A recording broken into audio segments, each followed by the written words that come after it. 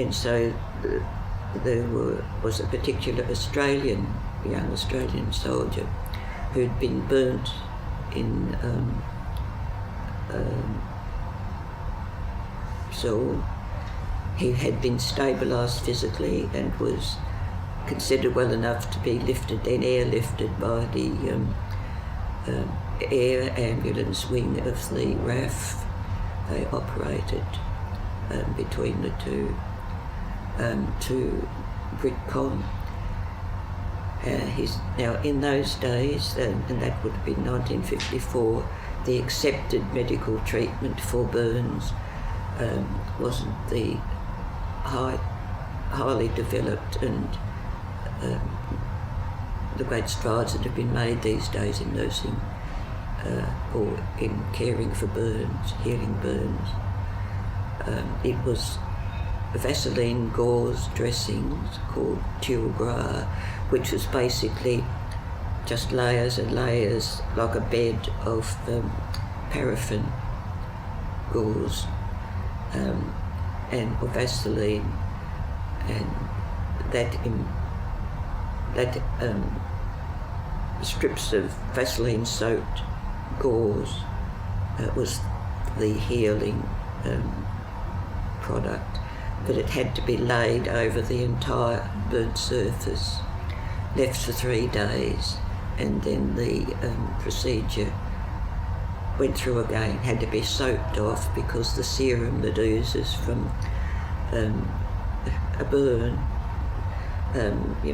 can become hardened and sticky, so that adheres to raw nerve ends, and the only way to get it off in those days was to put the patient into a saline bath, actually a bath, and let them soak, so that when the dressing could be gradually lifted off.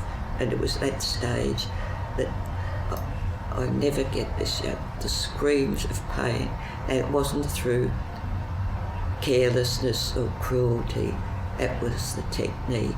His nerve ends were still raw, and he had to be deprived of the hardening dressings. So that went on and on and on, and I've never ever forgotten that.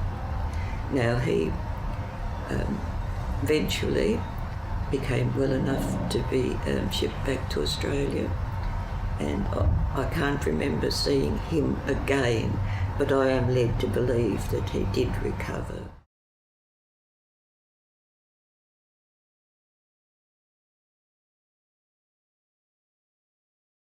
There were a lot of burns emanating from Korea, burns from the actual soldiers who, during the fighting time, who had been burnt by exploding bombs, or also Korea was very cold in winter time, and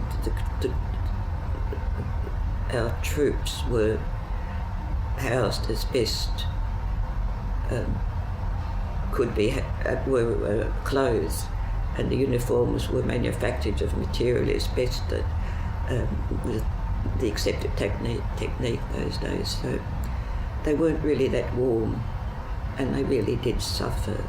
And so there were a lot of potbelly stoves in use. Now they would sometimes explode, other times through sheer what amounts to neglect, but it wasn't, it was necessity to get warm.